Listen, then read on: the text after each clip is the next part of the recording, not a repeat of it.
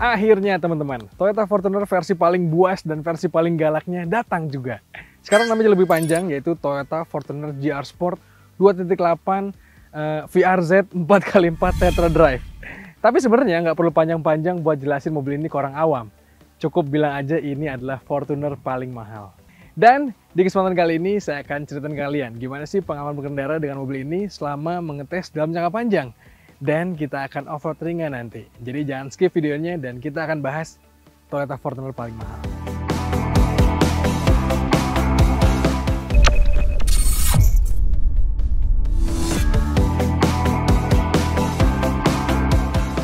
Sebagai SUV besar yang pakai basis leather frame, pastinya Fortuner ini menantang langsung Mitsubishi Pajero Sport. Dan mobil ini yang 2.8 4x4 ini menantang langsung Mitsubishi Pajero Sport tipe Dakar Ultimate yang 4x4. Kenapa ya nama mobil itu panjang-panjang banget sekarang? Anyway, mobil ini dijual dengan harga 715 jutaan sampai 720 jutaan, tergantung tipenya. Yang basic, yang paling murah, dan ada lux juga, dan ini adalah versi paling mahal yang pakai model bodi two-tone.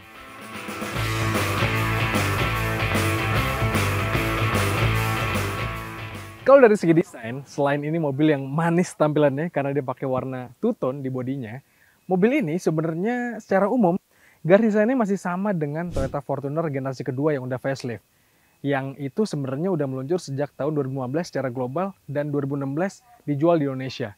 Jadi sebenarnya udah 6 tahun dan kita udah mulai terbiasa ngelihatnya. Jadi ngeliat mobil ini tuh agak biasa aja gitu. Paling tampilannya beda dari segi kosmetik. Apalagi karena emblem GR Sport ini tampilnya lebih sporty, dan mobil ini sebenarnya masih sama aja dengan versi yang lainnya.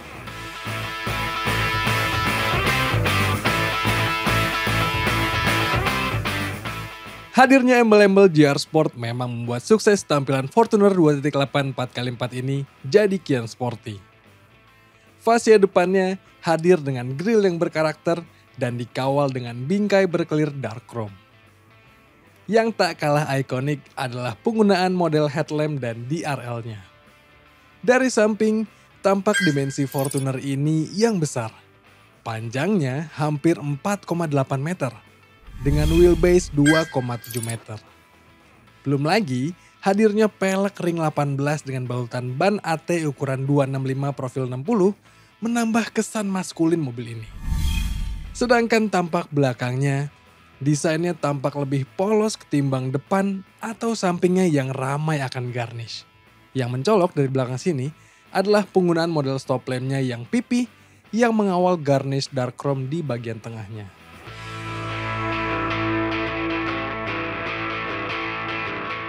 Entah kenapa dilihat dari depan, samping, dan belakangnya model warna two-tone gini tuh ngebuat mobilnya jadi lebih cakep gitu ya.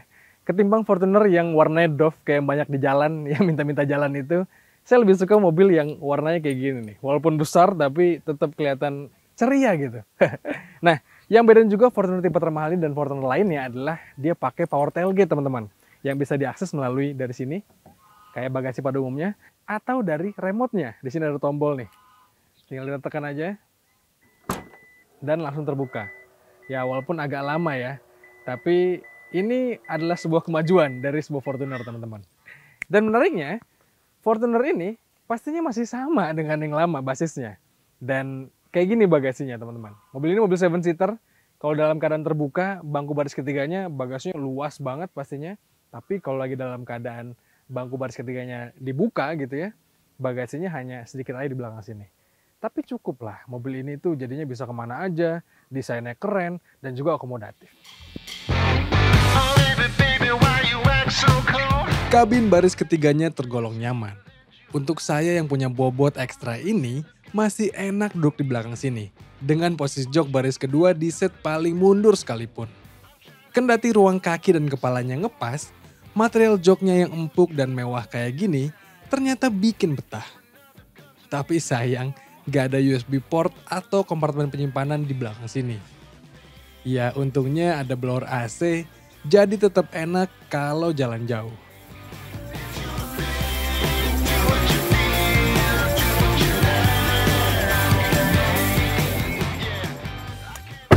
Nah, pindah ke baris keduanya, pastinya ini lebih proper dan lebih nyaman ketimbang tadi kita di baris ketiganya, teman-teman. Dan biasanya pemilik Fortuner itu kalau di hari kerja pasti disupirin atau ya banyak lah yang disupirin ya. Dan itu yang ngebuat kabin baris kedua pun adalah bagian yang penting dari mobil ini. Mobil ini cukup nyaman lah untuk saya yang punya tinggi 175 cm dan di depan adalah posisi berkendara ideal saya. Ruang kaki masih terisa lumayan banyak, tapi ruang kepala ini yang mengkhawatirkan ya teman-teman. Karena memang dibandingkan rival sekelasnya yaitu Mitsubishi Pajero Sport, Fortuner ini masih terasa lebih kompak nih untuk urusan kabinnya. Jadi nggak selega atau nuansanya itu nggak selega Mitsubishi Pajero Sport. Nah, meski demikian di belakang sini juga tetap nyaman teman-teman. Material yang tersentuh kulitnya itu masih pakai soft touch gitu ya. Jadi nyaman dipegang. Terus juga di tengah sini ada armrest, jadi tangan bisa nyantai. Lengkap, ada cup holder juga, bisa ngopi teman-teman di belakang sini. Dan untuk fitur lainnya di belakang sini ada blower AC, di sini juga ada layar TV gitu yang bisa dicolok ke USB. Tapi di belakang sini sayang sekali nggak ada USB port. Ya, kita jadi ingat lagi karena kita bukan pemilik mobil ini dan bukan disupirin. Sekarang kita pindah ke depan untuk jalan-jalan dengan Fortuner.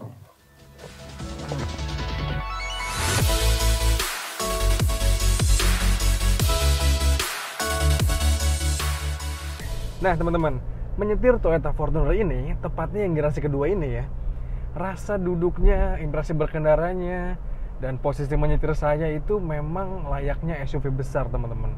Posisi duduknya tinggi, commanding, walaupun joknya di setel paling rendah gitu ya, tetap aja tinggi nih. Dan gak heran kalau bawa mobil SUV besar ini, secara psikologis kita akan lebih percaya diri.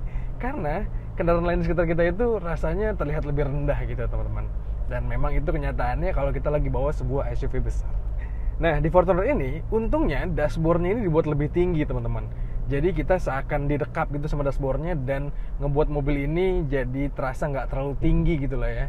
Bayangkan kalau ini rendah, kita terasa mobil komersil pastinya. Apalagi karena ada raungan mesin diesel yang khas itu dan ada getarannya, ngebuat mobil ini identik dengan mobil komersil. Tapi karena ini dashboardnya dibuat tinggi dan juga ini penampakan dashboardnya dibuat mewah dan kaya akan fitur tampaknya, dan itu ngebuat aura mobil ini jadi serasa SUV yang premium. Yang bikin asik lagi mengendarai Fortuner ini adalah karena ini trim termahal teman-teman. Dia pakai embel-embel GR Sport, jadinya secara tampilan mobil ini memang sporty banget. Selain di sini ada logo GR ya, di setir juga ada logo GR. Mobil ini juga hadir nggak malu-maluin sebagai trim termahal. Fiturnya kaya dan juga ini yang terlihat mata dan juga yang disentuh tangan, ini rasanya sangat-sangat material yang berkualitas.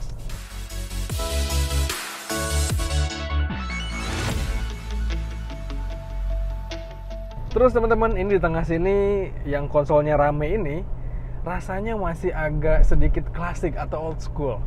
Fortuner ini masih menyematkan shifter yang modelnya besar kayak gini teman-teman, dan rasanya digenggam itu solid gitu ya. Terus yang juga konvensional di sini ada rem parkir yang masih tua segini modelnya, dan lagi-lagi digenggamnya solid. Dan juga yang mencerminkan mobil ini masih klasik adalah di sini untuk pengaturan 4WD-nya atau pengaturan 4-wheel drive-nya masih diatur secara manual melalui knob di sini teman-teman. Memang udah nggak ada lagi shifter gate gitu ya, yang sekarang digantikan dengan knob, dan ini bisa diatur dengan mudah dan shift on the fly. Jadi ini menyenangkan untuk dikendalikan dan semuanya masih serba old school.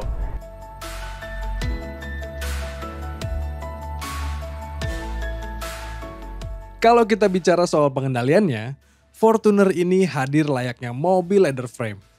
Peredam guncangan, kestabilan, dan kenyamanannya tentu tidak sebaik mobil monocoque. Makanya, mobil kayak gini tuh lebih pas dipakai mobil pekerja keras. Di site, plan, atau trayek jarak jauh keluar kota. Kalau dalam kota sih, kami lebih prefer mobil monocoque yang lebih nyaman, irit, serta stabil. Handling Fortuner ini terasa presisi dan kokoh. Apalagi dengan karakter setir yang cukup berat, membuat kesan yang kian maskulin. Soal bantingannya, shocknya terasa cukup baik meredam permukaan yang tidak rata. Bantingan kabinnya pun terasa dewasa dan masih cukup nyaman.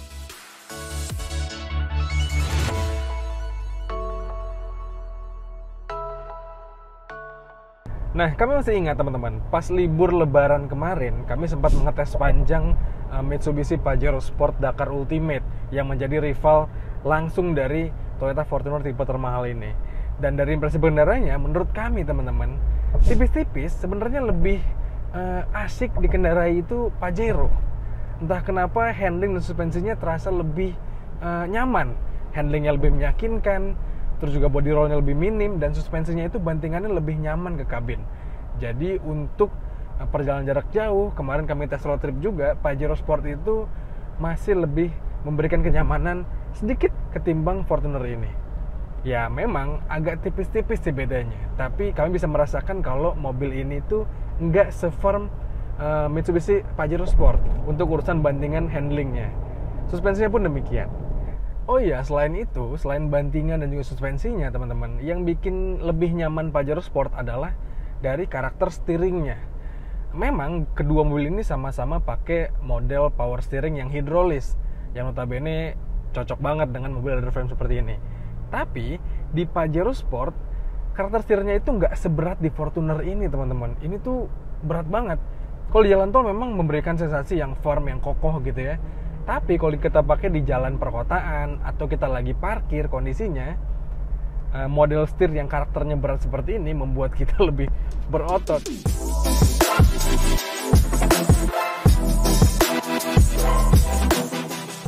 Oh ya teman-teman, sebelum kita off-road nanti, kita akan ngebahas dulu mesinnya. Kalau tadi kita bahas handling dan suspensinya itu masih tipis-tipis lebih enak Pajero Sport, tapi ternyata enggak sama sekali untuk urusan mesinnya teman-teman. Fortuner ini lebih dikdaya untuk urusan mesin. Sekarang, Fortuner 2.8 yang kami pakai ini adalah yang menggunakan mesin paling powerful di kelasnya. Dan mesin ini adalah mesin baru, mesin berkode 1GD yang sama persis dengan kepunyaan Toyota Hiace. Tenaganya diklaim di 201 HP dan juga torsinya 500 Nm. Ya dulu memang kalau Fortuner itu masih pakai mesin 2GD atau 2TR, secara spesifikasi mesin Pajero itu lebih dikdaya, lebih bertenaga. Tapi sekarang dengan mesin yang baru ini, mesin 1GD ini, di Fortuner 2.8 tenaganya benar-benar buah sekali teman-teman. Apalagi asiknya Toyota itu mengawinkan mesin ini dengan transmisi otomatis 6 percepatan yang bisa diatur secara manual dari shifternya atau dari pedal shift ini. Jadi ngebuat kita semakin bisa lebih bermain-main dengan mobil ini. Kalau kita butuh tenaga instan, tinggal kita mainin pedal shiftnya atau masuk ke mode sportnya. Mobil ini ada mode berkendara ya teman-teman, yang diatur di sini nih. Ada eco, ada normal, ada sport. Dan itu membuktikan mobil ini lagi-lagi lebih menarik ketimbang Pajero Sport untuk urusan drivetrainnya, untuk urusan penyaluran tenaganya. Kebayangkan pastinya, mobil ini pakai mesin diesel yang kapasitasnya besar, dicolok juga dengan turbo charge yang VNT ala Toyota itu, ada mode berkendara, dan ya tinggal kita mainkan pedal shiftnya, wow. Dan mobil akan langsung memberikan tenaga yang kita butuhkan teman-teman. Khasnya diesel pula, penyaluran tenaganya ini terasa linear tapi langsung nonjok di putaran-putaran yang tertentu kita butuhkan. Mau tarikan bawahnya terisi, tarikan menengahnya terisi, bahkan tarikan atasnya pun terasa mengagumkan teman-teman.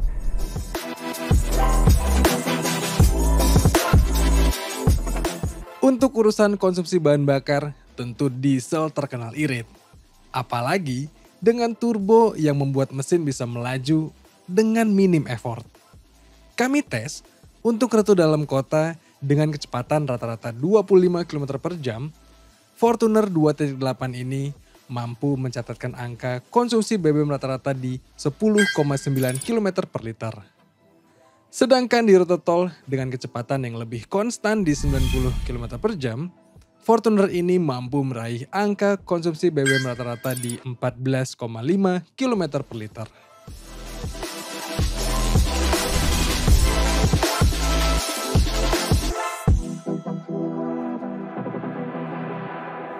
Nah teman-teman, kita udah sampai di Sentul. Di sini ada track off-road buatan gitu dan kita akan nyobain gimana kemampuan mobil ini untuk main tanah. Let's go!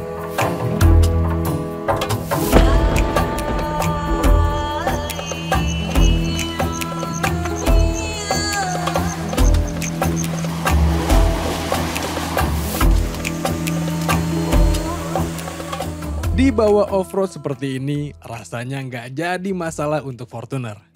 Selain karena ground clearance-nya yang tinggi, mobil ini juga hadir dengan approach, departure, sampai ram angle yang fleksibel.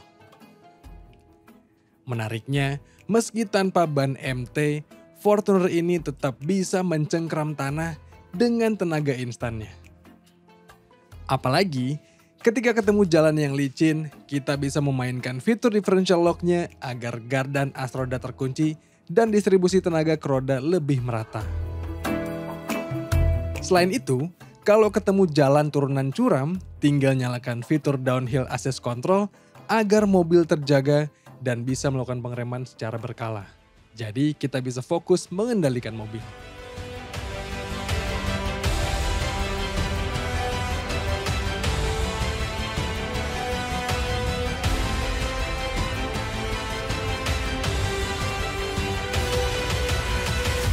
Seperti biasa, setelah kita ngetes lengkap mobil ini, kita akan cari tahu juga kelebihan dan kekurangannya. Mari kita rangkum dan mulai dari kelebihannya dulu. Pertama, dari mesinnya, yaitu mesin 1GD diesel turbo ini, adalah mesin yang paling bertenaga di kelasnya, teman-teman.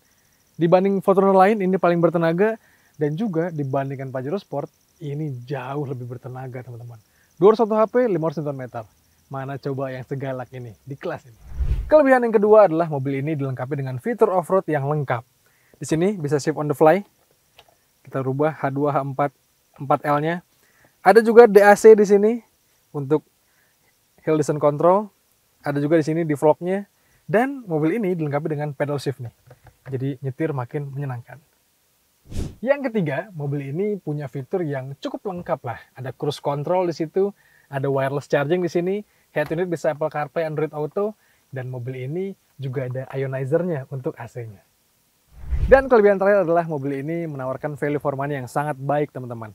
Dengan harga yang lebih murah dibandingkan Pajero Sport Dakar, mobil ini hadir dengan banyak kelebihan. Apalagi mobil ini hadir dengan mesin yang sangat-sangat tangguh. Mesin 1GD yang dipakai sama Hilux juga. Jadi dengan jaringan after sales yang banyak dari Toyota dan spare part yang murah, pastinya mobil ini reliable banget.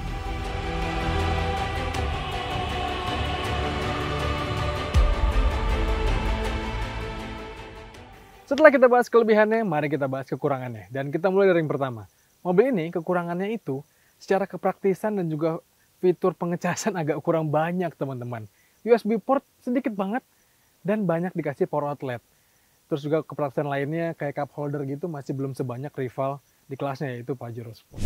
Yang kedua, sebenarnya ini kelebihannya sih atau fiturnya. Tapi menurut kami ini kekurangan, teman-teman. Karena layar ini hanya bisa memutar video dari USB. Dan nggak ada kayak peranti software Android-nya gitu. Padahal kalau pakai Android sih harusnya bakal lebih berguna untuk penumpang belakang sini. Kalau kami sih selama pengetesan jarang banget pakai ini.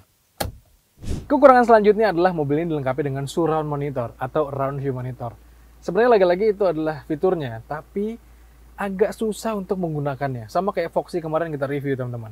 Di Fortuner ini juga susah makainya, nggak ada tombol dedicated gitu, melainkan untuk membukanya kita harus pakai lampu sen, nyalakan lampu sen ke kiri atau ke kanan, dia bisa langsung aktif kameranya, atau kita buka dengan menu ini nih, aplikasi dulu, surround view monitor. Dan itu kurang praktis. Kekurangan terakhir adalah Fortuner belum dilengkapi dengan fitur ADAS yang canggih. Padahal mereka punya TSS, tapi kenapa nggak dimasukin ke sini? Ya, dibandingkan Pajero Sport, mobil ini jadi nggak punya forward collision mitigation system, blind spot warning, dan segala macamnya. Jadinya agak kurang aman sih kalau kita mau bawa jalan keluar kota atau ke jalan yang bebas hambatan gitu.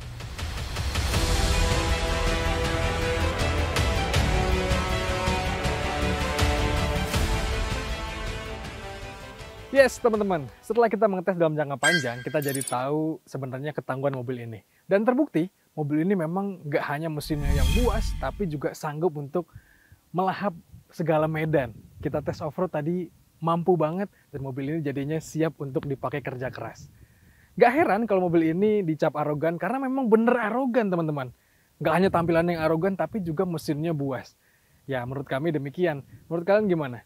Kira-kira pendapat kalian apa soal mobil ini? Coba kalian sampaikan di kolom komentar di video kali ini. Dan seperti biasa, jangan lupa untuk baca ulasan lebih lengkapnya di kanal Detik Auto. Dan juga tonton video dari kami di kanal 20 Detik dan juga kanal YouTube Detik Auto. Jangan lupa untuk kalian subscribe juga. Kalau gitu, sekian ya teman-teman. Saya Hafiz pamit, stay safe dan bye-bye.